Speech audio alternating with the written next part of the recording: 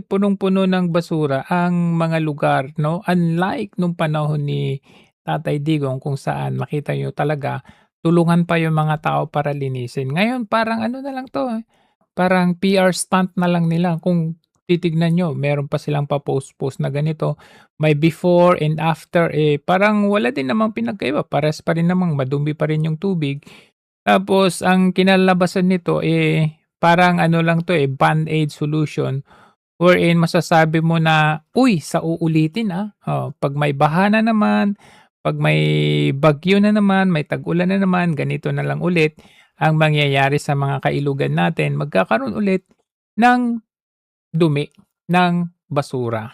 Anyways, tignan natin ano, kasi talagang ang ginagawa nila is mas mabilis pa na makasuhan or bigyan ng problema ang mga allied na mga Duterte ano, kagaya nito. Napakadali nga naman sabihin, "Uy, merong kickback." Yan sila ano, ah, Robin Padilla, Bongo, may kickback ang mga 'to. Pero ang hindi nila tinatapos at inaayos sa kanilang mga pahayag, for later release lang naman pala ang mga 'to. Ibig sabihin wala wala silang natanggap, wala nai-download na kung anong budget diyan kasi for later release. Sana lang po sa susunod 'pag 'Di ba? kami nagsulat ng ganyan, ituloy-tuloy nyo naman kasi nabanggit kami pero hindi nabanggit na FLR yon for later release. I cannot help Agoy. Ano sabi mo, Villanueva? but Ah. associate myself to Ah. the statements made by our distinguished majority leader, our former Senate Oh. President, our Senate President himself, and Senator Pia, Senator Tulfo, Senator JV. Malicious is parang kulang po yung salitang malisyoso, Mr. Anong President. malicious? Ikaw, kumpirmado. Kaya wag ka na mag-deny-deny. Kasi 'di ba anong sabi ni Bryce sa'yo? O anong sabi ni Bryce? Si Senator Jinggoy Ejercito Estrada, Nakakulong na si Estrada. Nagtataka kami, bakit ikaw hindi nakakulong? Senator Joel Villanueva, So, pangalan mo yun, oh. Nagugat kasi yan dito sa sinabi ni Bunuan. Bagong ano naman kasi nila ito bagong palabas na naman ng gobyerno itong sinasabi ni Bunuan na ito. So ngayon, syempre pinapalabas na eto na. At may mga bago at ipinapasok na dito sila Padilla, sila Bongo, at yung Taguig ni Senator Alan Peter Cayetano kasi yun talaga ang purpose nila. Pero yung sinasabi nila na hinog na including this person, hanggang ngayon ay wala pa rin kaso. Si Martin Romualdez, may pakulo pa sila na aminadong nasaktan daw itong si Romualdez sa pagbanggit ng Pangulo. Nabanggit ni Pangulo, hindi niya nabanggit yung pangalan pero sinabi niya speaker, pero paano naman kami maniniwala na yan po ipapakulong ninyo? Anong petsa na ngayon? Special mention si Pero walang balak talaga mga to. dating Speaker Martin Romualdez sa sona ni Pangulong Bongbong Marcos. Ayon sa Pangulo, malapit na raw kasuhan ng kanyang pinsan kaugnay sa flood Malapit na daw, malapit! control Walang scandal. hiya. Aminado naman si Romualdez na nasaktan siya sa sinabi ng Pangulo. Sa kabila nga nito ay naglabas itong si dating Speaker Romualdez ng pahayag. Aminado nga si Romualdez na masakit daw itong mga sinabi ng Pangulo para sa kanya at kanyang pamilya. Gayon pa man iginagalang niya. So yan po, lahat po ay drama lang nila. Wala po talagang balak ang presidenteng ito na ipakulong ang kanyang pinsan. Kasi makita ninyo, 'di ba? Ini-implicate siya doon sa bagong kaso na hinog na raw. Pero kung tutuusin, hindi ho ba kasama ang kanyang anak dito? Bakit hindi mo ma-mention yung anak mo? Tinaguriang pork barrel kings itong dalawang ito. Sina Ilocos Norte 1st District Sandro Marcos at dating Diba? House Speaker Martin Romualdez Barrel sa isang Kings. ulat ng Philippine Center for Investigative Journalism. Ayon sa Malacanang, bukas naman ang first family sa anumang lifestyle check. Nagbabalik si Maricel Halili. Wala. Wala mong pinagbabawa sa lifestyle check. Open po, even before. Kahit si Pangulong Bongbong Marcos at ang kanyang buong pamilya handa raw sa lifestyle check. Yan ang sinabi ng Malacanang sa gitna ng inilabas na report kamakailan ng Philippine Center for Investigative Journalism o PCIJ. Tinawag dito na pork barrel king sina Ilocos Norte 1st District Sandro Marcos at dating House Speaker Martin Romualdez. Base sa PCIJ report, pinakamalaking bahagi ng tinatayang 1.2 trillion pesos allocable funds ng DPWH ang napunta raw kay Sandro Marcos. Sa loob ng So anong ginagawa ng investigador dito? Anak ko, akala ko ba wala tayong sinasanto? Nobody is safe here, di ba? 3 taon, umabot sa 15.8 billion pesos ang napunta sa distrito ng Biruin ninyo yan. Presidential Son. Halos doble yan ang allocable funds na nakuha ng Rizal 1st District. Kung ibabase sa populasyon, halos times 4 na mas malaki ang distrito ng Rizal. Natanong ang palasyo kung ano ang masasabi ng Pangulo tungkol dyan. Nabasa na po ng Pangulo ang Tapos ano action nyo? nabanggit na report or pag-uulat ng PCIJ. Oh, Alam naman po ng Pangulo na alam ni Congressman Sandro Marcos ang kanyang ginagawa at alam niya po kung paano. alam niya Ito magnakaw. sasagot. Batang-bata pa. Wala pang sagot tungkol sa PCIJ Di ba? Wala silang action dyan. report si Congressman Sandro. Bukod dyan, hindi rin pinalagpas ng PCIJ ang umano'y allocable funds na napunta kay dating House Speaker at Leyte 1st District Representative Martin Romualdez. Sa datos po mga lawas siya kay Sandro Marcos sa pinakamalaking pork-style allocation mula 2023 hanggang 2025. Umabot ito sa 14.4 billion. Grabe, no? Biruin ninyo na wala yung pork barrel. Kasi dineclared na unconstitutional yung pork barrel. That was panahon ni Pinoy. Ngayon, dumating si PRRD, walang nangyaring mga ganyan. In fact, nung mga panahon ni PRRD, pinagvivito niya yung mga insertion na ganyan. Bawat taon nagvivito po siya. Kaya lang pumili ako ng mga 2 taon, 2020 at saka 2021. Almost every year ay nagvivito si PRRD. President Rodrigo Duterte vetoed some provisions of the 2021 General Appropriations Act, including the provision allowing agencies to directly use their income.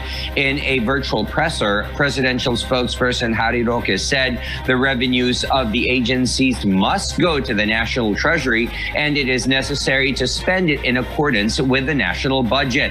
Roque also said President Duterte urged Congress to promote the proper and transparent management and expenditure of the public funds based on sound fiscal. Ganyan si PRRD. Walang abuso. Hindi niya pinapayagan yung mga yan. Ito naman, 2021. Ganun din. Magandang umaga, bansang Pilipinas. Hindi nakaligtas sa mahigpit na pagbusisi ni Pangulong Rodrigo Duterte ang mga illegal na realignment sa budget kaya't na-veto o ibinasura nito. Ano ibig sabihin nun? Nire-review ni PRRD yung mga isinasubmit na from the House of Congress at ng Senate. Binire-review niya kung ano yung naging result ng kanilang BICAM. Kung may mga nangyaring mga insertion, talagang binibito niyan. Kumbaga ipinapatas niya doon sa kanyang budget, sa kanyang NEP, the President's Budget. Titignan niyo ano yung mga ni-insert na mga mokong na mga kurap na mga ito. Ang ilang items na nagkakahalaga ng 95.3 billion pesos sa national budget. Kinumpirma kagabi ni Executive Secretary Salvador Mejaldea na pinirmahan na nga ni Pangulong Rodrigo Duterte ang General Appropriations Act of 2019. Sinabi rin ni Secretary Mejaldea na na-veto ng Pangulong Duterte ang 95.3 billion pesos na alokasyon dahil hindi umano ito bahagi ng priority projects ni Pangulong Duterte. Yun ang dapat. Positibo naman itong tinanggap ng Senado. Sinabi ni na Senate President Tito Soto III at Senador Panfilo Ping Lacson na tagumpay ng mamamayang Pilipino ang pagpirma ni Pangulong Duterte sa 2019 national budget. So ngayon, ano nangyari? Yan, kila Lacson, kila Soto, sabi ni Marcos, ni-review daw niya 4,000 pages, pero ano nangyari? Kahit sa kabila na merong mga blankong mga item, pinirmahan pa rin niya. So ibig sabihin, alam na alam niya. Si PRRD nga, alam na alam niya eh. Nakita niya, kaya niya vinivito ang mga yan. In fact, may mga nagsasabi, talagang nagpapasalamat sila sa pag-veto at isa na rin si Anggarang, kurap din pala nung panahon na yan, ha. Isa din si Drilon na akala mo kung magsasalita ay matino o vinito ni PRRD yung kanilang insertion. Sa iba pa ring balita, Public Attorney's Office nagpasalamat kay Pangulong Rodrigo Duterte sa pag-veto sa Angara Drilon insertion sa 2021 National Agoy, Angara Drilon. Budget. Mga kaso ng Dengvac siya pag-aralan na rin ng Interagency Task Force on Emerging Infectious Diseases. Samantala, mas maraming kaso isasampa sa mga susunod na linggo ng PAO. Si Eden Santos sa detalye. Emosyonal na nagpasalamat kay Pangulong Rodrigo Duterte si Public Attorney's Office Chief Attorney Persida Rueda Acosta. Ito'y matapos i-veto ng Pangulo ang isiningit na probisyon sa 2021 National Budget na nagbabawal sa operasyon ng forensic laboratory ni na Senator Sani Angara at Franklin Drilon. Agoy! Ayon kay Acosta, tiwala siya na kakatigan ng Pangulo ang PAO laban sa illegal na probisyon ng dalawang senador. Oh, nakita nyo? Tapos ngayon, DepEd Secretary ni Marcos Jr. yan si Sani Angara. Walang hiya. Anya, The biggest budget? masaya sila dahil ramdam na ramdam nila ang supremacy of the Constitution sa naging desisyon ng Pangulo na i-veto ang Angara Drilon insertion. Oh, ramdam daw nilang supremacy ng Constitution. Ako ay, Pangulo, mataas po ang pananalig ko na ibibito mo eh. 2 taon na tayong hindi nagkakausap personal, face to face, pero alam ko kung ano nasa puso mo. Yun, oh. Hindi mo kami titiisin, hindi mo kami pababayaan, lalo pa ang maralitang Pilipino. Mas masarap po sa pomelo at durian ang regalong ibinigay mo sa amin. Hindi ka po namin makakalimutan sa aming buong buhay. Ang veto message mo na ito ay gumuhit sa kasaysayan ng Pilipinas. Wow! Sarap pakinggan, no? Kung paano isang Pangulo ng Republika ay sumagip sa maralitang Pilipino na humihingi ng katarungan. Nakita niyo yan, katarungan? Pinapa-veto, pinapa-stop kasi illegal. Ibig sabihin pala, Angara, may record ka na pala ng mga kailigalan? Kasama mo pa itong si Drilon? Maraming salamat po, sir. Mabuti na lang pala, no, na tiktikan at nakita ni PRRD. Nung panahon ni PRRD, maramdaman mo talaga ang malasakit niya sa bansa, sa taong bayan. Pagtatanggol niya sa Constitution, sa tama lang tayo, ganun. Pero sa panahon ni Marcos, wala. Maagang pamumulitika ang kanyang pinaggagawa. Isinisisi ngayon ni dating Finance Secretary Benjamin Diokto sa maagang pamumulitika ng kasulukuyang administrasyon ang paghina umano ng ekonomiya ng bansa. Bukod pa ito sa mali umanong alokasyon ng pondo, maling prioridad, mahinang pagpapatupad ng mga proyekto at programa. Grabe, talagang emphasize Ano pakiulit mo nga, talagang emphasize siya at with conviction siya. Maling! Sa mali umanong alokasyon ng pondo, maling prioridad, mahinang pagpapatupad ng mga proyekto at programa at higit sa lahat, korupsyon. President should think of his term, 6-year term, no re-election. Bibilangin mo yun kung ang presidente. Bilangin ko yung araw na yun na everyday huwag mo kalimutan mo lang sino magiging next president. Hindi mo naman responsibility. Sabi ng ekonomista at dating kalihim ng Department of Finance na si Benjamin Diokno, ang maagang pamumulitika ang dahilan kaya humihina ang ekonomiya ng bansa. Sabi ni Diokno, dati kabilang ang Pilipinas sa fastest growing economy sa Southeast Asia. Nakita naman ninyo yung mga approximately 4th quarter of 2023 nagkaroon ng ilong pirma. Alam niyo yung pirma, di ba? Charter change, napapagod ng government natin, magiging parliamentary or extended term na bumagsak na agad reaction tao yun parang nawalan sila ng confidence. Bakit pa bumulitika this year? Noong unang quarter ng 2022, ang growth rate ng GDP sa bansa nasa 8.1% at ngayong second quarter ng 2020 GDP sa bansa nasa 8.1% at ngayong second quarter ng 22, ang growth rate ng GDP sa bansa nasa 8.1% at ngayong second quarter ng 2026, bumagsak ito sa 2.3%. Grabe! 8.1 noong 2022, ibig sabihin yan po ang iniwan ni PRRD. Hindi niya na-maintain? 8.1 tapos 2.2? 2026, kawawang bansa naman to. Kaapekto rito ay ang maling alokasyon ng pondo, maling prioridad, mahinang pagpapatupad ng mga proyekto at programa at korupsyon. Matatandaan na mismong ang Malacanang, aminadong nagkaapekto talaga kaya bumagal ang pag-angat ng ekonomiya ng bansa dahil sa nabunyag na lawak ng korupsyon sa pamahalaan. Admitted na bumaba or nag-slow Admitted down ang economic growth ng Pilipinas dahil sa issue ng korupsyon, dahil ito po ay pinaimbisigahan ng So, ibig sabihin, aminado kayo, issue ng corruption kaya bumaba. Biruin ninyo, 2.2 na, tapos 8.1 nung yung iniwan ni PRRD. So, for you, para iba to na corruption or corrupt ang Duterte administration, dito pa lang ang basehan natin, GDP pa lang. Wala, bagsak kayo. Maging ang World Bank, una na ring sinabi na malaki ang naidagdag ng alegasyon ng korupsyon kaya bumagal ang pag-angat ng ekonomiya ng Pilipinas. Pinuna rin ni Diokno ang panukalang pambansang pondo para sa 2027 na malaking halaga na kalaan sa ayuda.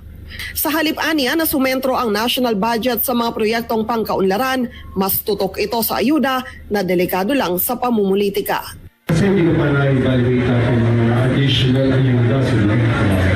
So, let's say that totals about 100 billion. Itong si Ben Diokno na ito, nagtrabaho na ito kay PRRD at kay Marcos Jr. kaya naipagkumpara niya yung dalawang administrasyon.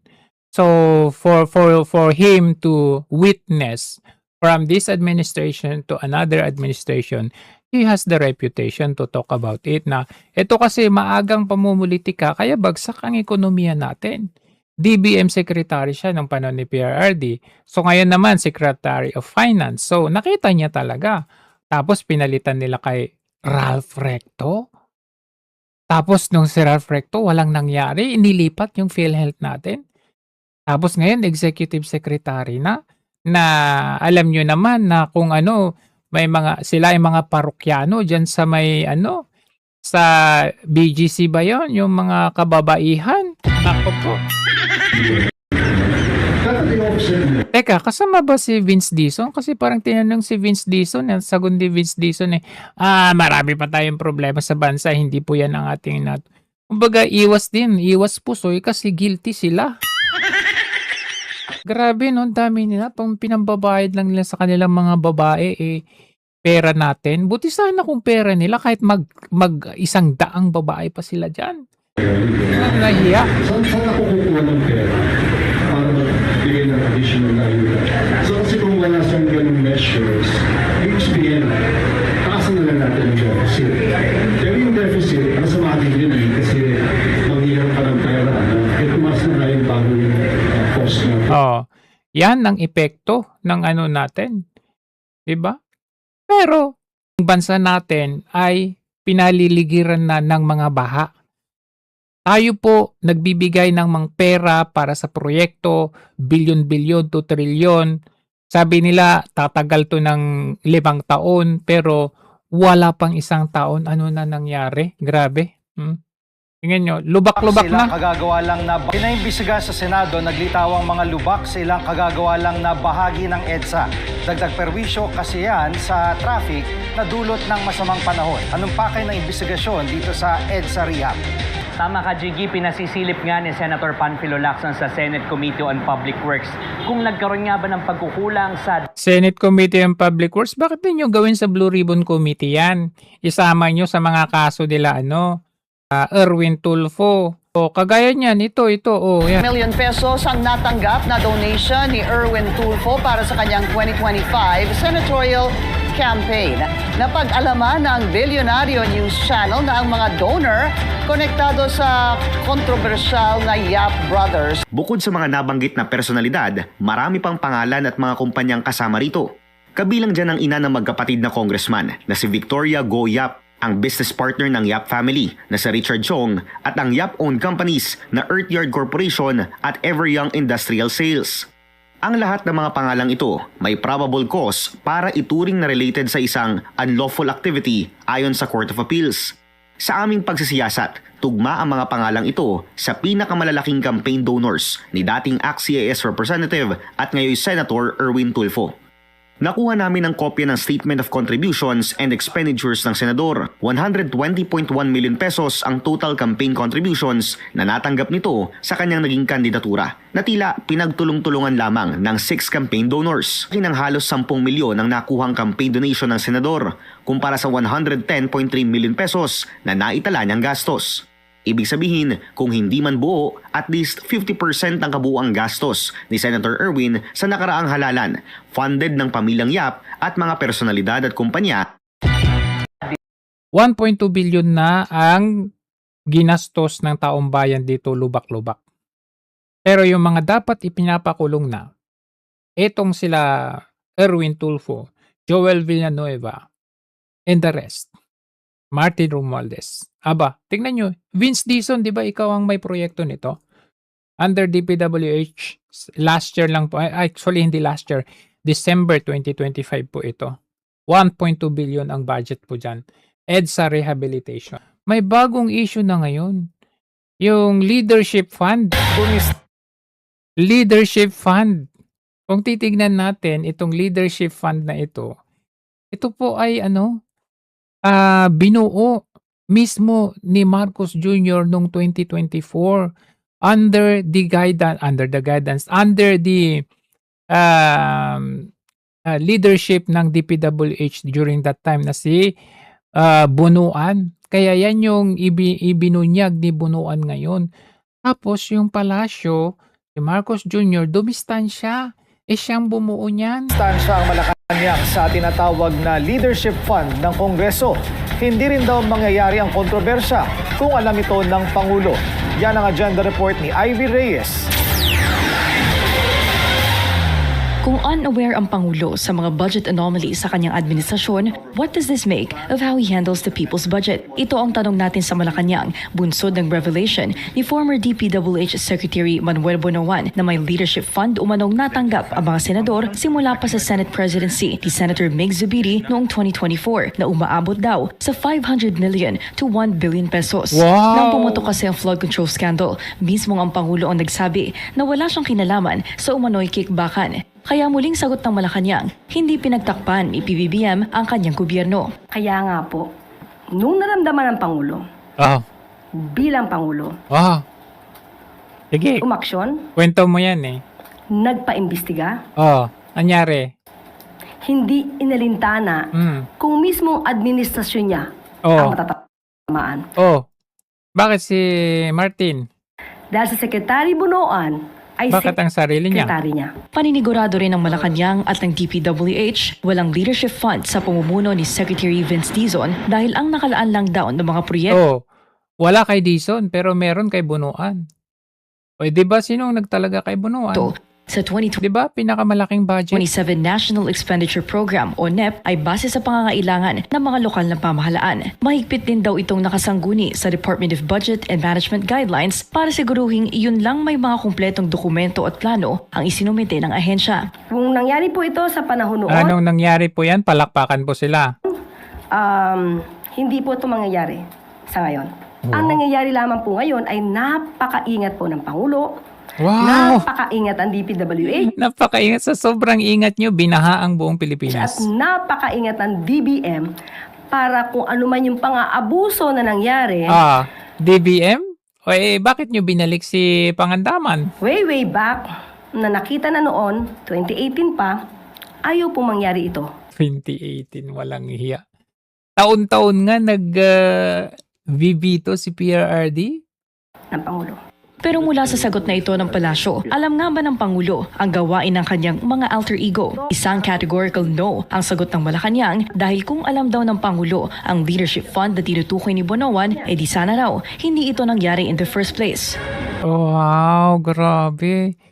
Siya ang nag-create niyan. Humarap si Bonoan sa Sandigan Bayan kung saan sinabi nitong lahat ng senador ng 2024 Congress ay mayroong leadership fund. Ngayon lang naman daw lumabas sa mga naitagong lihim ng 2024?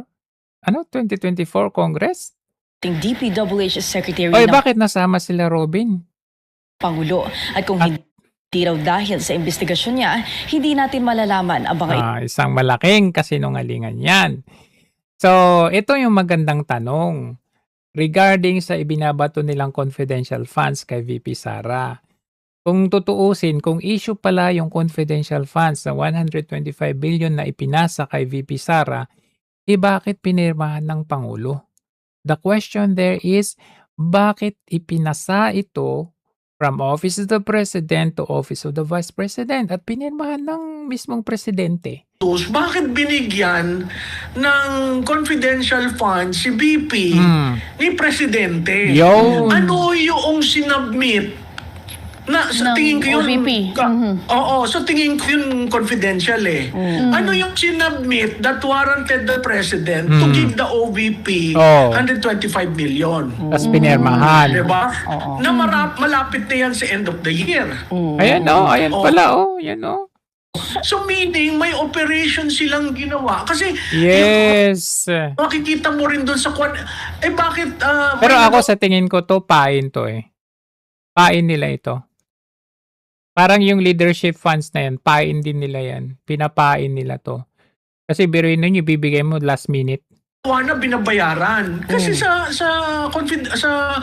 Intel, meron ng nag-a-accrue na yung gastos. Kunyari ako informant, kinausap yung dalawa, may gastos na tayo. Pero wala pa kayong budget para sa confidential fund.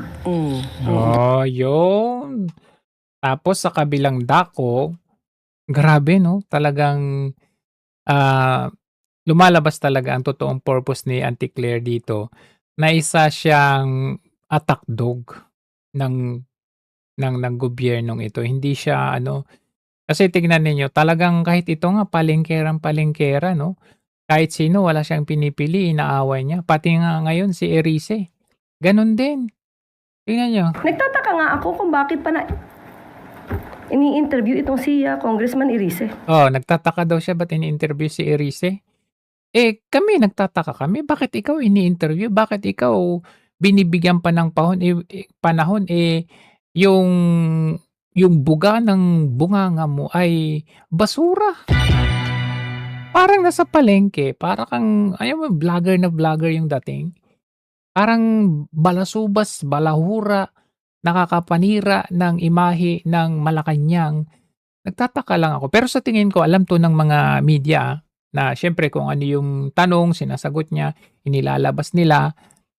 Kasi wala naman silang choice Yun naman talaga ang spokesperson and they have to get that piece. Kumbaga, trabaho nila yan. Pero alam nyo, pagdating ng panahon, walang mamamansin dito. Bukod sa walang mamamansin, patong na patong ang kaso nito, sa totoo lang. Pero yun ninyo, sinasabihan mo, congressman yan. Ikaw, ano ba inabot mo? Naging vlogger ka, nakachamba ka lang, wala kang kaso, no case ka nung ikaw ay abogado, palengkera ka. Binabigyan ka lang ng ng chance na maging spokesperson dyan. Kala mo naman ang taas-taas mo, nasa tugato. Yung mga sinasabi ay laging may parang, I think, I don't think. Lahat ay puro sa galing lang sa kanyang isipan pero walang basihan. Walang facts. Puro theory. Alam niyo puro theory. sa gobyerno. Kung walang facts, puro theory, bakit hindi nyo kasuhan si Erice? Hindi tayo dapat nabubuhay lagi sa theory. Hindi tayo dapat lagi nabubuhay sa paninira. Galit na galit siya. Ako nga po, kumbaga yung script ng kanyang pinakahuling interview dito sa One News PH. Talagang Tama naman po yung binanggit niyo, Ma'am Julie. Talagang specific, Bago dyan, meron siyang binanggit patungkol dito na hindi lang flood control projects ang problema. kundi pati yung pagkolekta ng basura. Ah. Ang sabi niya dito ay meron siyang alam tungkol sa mga local government na ang tawag ay collect all. Kung saan pinaparatangan niya yung mga opisyal ng local government ay corrupt. So kung siya may alam naman Totoo naman dito, at isa siya kung alam niyo, ba't niyo kusuhan? sa public servant at siya ay isa sa maingay na nagtutuligsa. Gumawa na ba siya ng aksyon patungkol dito sa mga di umano mga local government units? Oy, wag ka. May dinulog ngayon sa Korte Suprema at kaya nga nagigisa yung ninyo, yung Solicitor General ninyo. Nagkakaroon ng korupsyon patungkol sa pangongolekta ng basura. Pakitanong niyo po sa kanya. Diba? Magtanong pa nga lang siya sa hindi siya napagbigyan magtanong eh. Pangalawa. Aba, kompletos Ricardo's ready. Dito. Ang sinabi niya dito. Again, sabi niya, kasi I don't think that the president can afford to jail former Speaker Martin Romualdez. Oh, totoo naman So ito ay iniisip niya lang. Iniisip din, hindi lang niya, kami, buong bansa po. Niya ba yung Pangulo ng Diretso para malaman niya kung anong damdamin ng Pangulo patungkol dito sa mga tao na nasasangkot sa flood control mess? Kasi kung hindi niya nakausap ang Pangulo at hindi niya alam ang damdamin ng Pangulo. Anong damdamin ng Pangulo? May damdamin ba yung adik? Wala. Walang puso, walang damdamin ng isang adik. Huwag siyang magsalita na parang may alam siya sa sinasabi ng Aba, gusto mo yung busalan yung bibig niya? Pangulo. Sabi ng mamamayan kanina? May karapatan po tayo magsalita kasi tax po natin to. Wala siyang karapatang maging spokesperson ng Pangulo. Wow. Grabe. Tingnan nga natin ang bits ng mga sinabi ni Kong Erice kasi. Ano ba kasi pinagsasabi mo? Next, we are joined with the minority. Ano ba kasi pinagsasabi mo? Lang. Okay, yung flood is not the projects, but solid waste. Okay. Nakita naman natin yung sa Parañaque. And because, ang dahilan din yan, corruption. Corruption Kasi sa Metro pala. Manila, yung Tama ka naman eh. garbage collection ng mga local governments, lahat yan, ang tawag nila dyan, collect all. Ano po ibig sabihin nun? Collect money. Lahat ng mga contractors, babayaran ng certain amount. For example, collect all garbage for 10,000 a month. So, pipirmahan lang yon na nakolek, babayaran na sila ng 10,000. Pero ang totoo nun, they are just collecting 40 to 50%. Galing. Solid waste. At lahat Kasama si Yorme ba dyan? ng 50 to 60% nasa mga drainage, nasa mga creeks, na hindi naman So, ibig sabihin, kahit sa pag-collect ng basura, may anomalya. nakakolekta. Dapat makita nila ano ba yung density. Dapat ipaliwanag nila ano ba yung density ng pagulan. Kasi depende yan Kung mas malakas yung mga nakaraan, talagang yung rainfall density, mabigat talaga. Ngayon, di naman ganun kabigat. Mini-measure talaga yan. Kasi parang ngayon, El Nino ngayon Okay. So, kasi I don't think that the president can afford to jail former Speaker Martin Romualdez. Agree! Kasi hindi naman mangyayari yung 1.45 trillion insertions, diversions to flood control for 3 years without the cooperation of the whole of government. Meaning the House, the Senate, and the President's Cabinet. Especially the Department of Budget and Management. Alam nila lahat yan.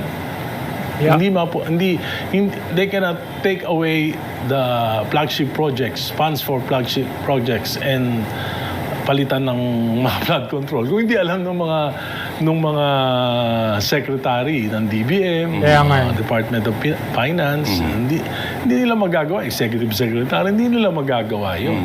Ibig sabihin, pinayagan nila yun. So, may responsibility.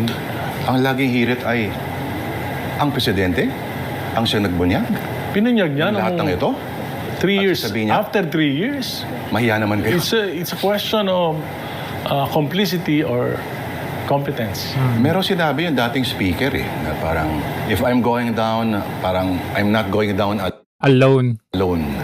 Yun ang... I don't think that the president can afford to jail former Speaker Romualdez. Period. Dahil laglagan na yan. Laglagan na yan.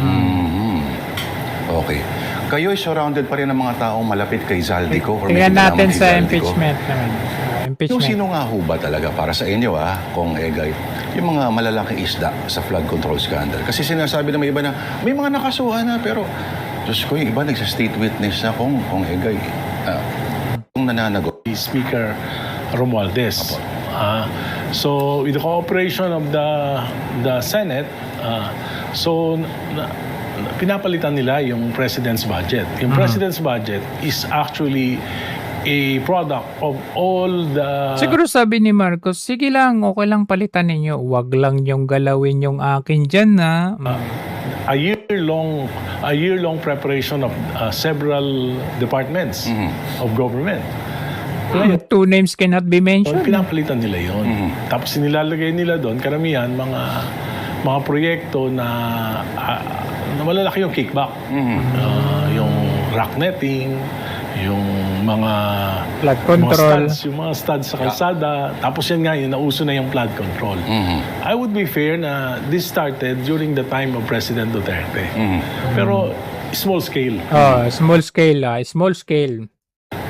Hindi na papakialaman yung mga proyekto, yung mga bigger project na talagang priority. Like for example, yung Metro Subway na dati napopondohan yon. Yung Clark to Calamba, PNR, elevated. Dito tayo sa railway, impeachment. napopondohan yon. Pero during Agree the ako 19th dyan. Congress, sa dami ng mga ginawang insertion, pati yun pinalitan. So, billion. Kaya naantala yung subway, Billion. First time in the history. For example, in Leyte, the district of the impeachment of the Vice President. Alay. No, I'm not against the impeachment of the Vice President. I'm against the process. The process, okay. Yung proseso na ginawa nila. Bakit? Kasi nakita ko yung mga congressman, continuation lang ito nung 19th Congress, na incentivize ng bilyong piso ng mga infrastructure flood control projects. Kaya nga, sabi mo, inaakusahan ni Mayor Benji. Ang gagawin ko Monday, I will deliver a privileged speech na sabihin ko doon kung ano yung nakita ko na mga allocables ng mga prosecutors. Mula nung 19th Congress hanggang 2026, kung magkano yung allocations nila at ikukumpara natin doon sa ibang mga congressman. Doon natin makikita kung na-incentivize nga ba talaga itong mga prosecutors na ito. So, hindi naman lahat. Kasi yung iba namang prosecutors dyan, like Representative De Lima, Representative Jokno, wala naman sila noong 19th Congress. Saka mga party list nila, hindi mo maka-quantify kung ano yung... Pero baka meron na ngayon. Hindi mo naman na sila kasama ngayon, di ba? Silang allocations dahil national yung kanilang scope. Unlike dun sa mga districts, makikita natin. For example, takot silang kasuhan si Erice. Alam nila align kasi ito sa mga dilawan magkano yung isang prosecutor na from this... Lahat ng mga bubabanat kay Marcos Jr. na align sa mga dilawan, takot silang banatan. Takot silang kasuhan. Napansin nyo? Kahit yung mga nagrarally-rally, di ba, medyo mas maluwag sila sa kanila kaysa sa atin. Sa kanila, nakakapag-rally sila ng maluwag. Although may mga, kahit alam natin na medyo radical sila, medyo agresibo sila, naisasagawa nila nakapagtataka pa, nabibigyan sila ng permit. Pero pag tayo, bago pa natin maisagawa, andun na may harang na, hindi tayo binibigyan ng permit. Kagaya nito, nagsasalita, pero hindi nila kakasuhan yan. District ganito. Nasagutin lang nila, pwede. Kita mo compared to other district. Kung na-incentivize ba tayo. Pangalawa, kaya naman ako hindi nag-abstain during the voting. I'm not against. Actually, I abstain. Bakit? Hindi nila pinayagan, first time in the history of Congress, na isang miyembro ng Kongreso hindi pwede magtanong sa mga witnesses. Dati ako member, tinanggal nila ako. Tapos nung natanggal na ako, hindi na ako pwede magtanong. Uy, may isang pwedeng inahayaan nila magtanong Sino? Kahit hindi member. Sino? Yung anak nung nakadetain ngayon. Si... Marcoleta. Si Marcoleta, hindi siya pwede magtanong. You can only Manifest. manifest, but you cannot ask questions. So, marami akong questions na gustong malaman, pero hindi nila ako pinayagan. Kung magmamanifest ka, wala yun. You cannot seek out the truth by just expressing your opinion. So, marami akong tanong kay Madriaga, marami akong tanong sa COA, marami akong tanong doon sa mga witnesses. Hindi nila ako pinayagan. At hindi na itanong yung mga tanong. Hindi na tanong. Okay. So nakita natin, yung mga yan, nagsasalita sila pero hindi nila gagalawin yung mga yan. Kita nyo kung magsasalita sila talagang sobra. Sinabi pa ni Auntie Claire na puro theory, puro pero hindi naman nila kinakasuhan. Pero tayo, kahit konti lang, cyber libel, perjury, kung ano nang kinakaso, di ba? Pero sa kanila hindi. Nakita nyo kahit si Luke Spirito, di ba? Grabe magsalita. Sabi niya si Marcos ang pinaka number 1. Kurap. Si Winnie Monzon, ganun din sabi niya. Dalawa lang ang dalawang Marcos ang pinakakurap. Marcos Jr., Marcos Sr. Wala silang kaso. So, ganun lang talaga yan. Alam nyo, time will come for us. There's always a time for reckoning. So anyways, yun lang po ang ating usapin at see you again tomorrow for another discussion. Nakita naman natin kung gaano katalamak ang korupsyon sa administrasyon ito, and what we have to do is always voice out what we know, what we see, kailangan nating i-voice out. Ayan.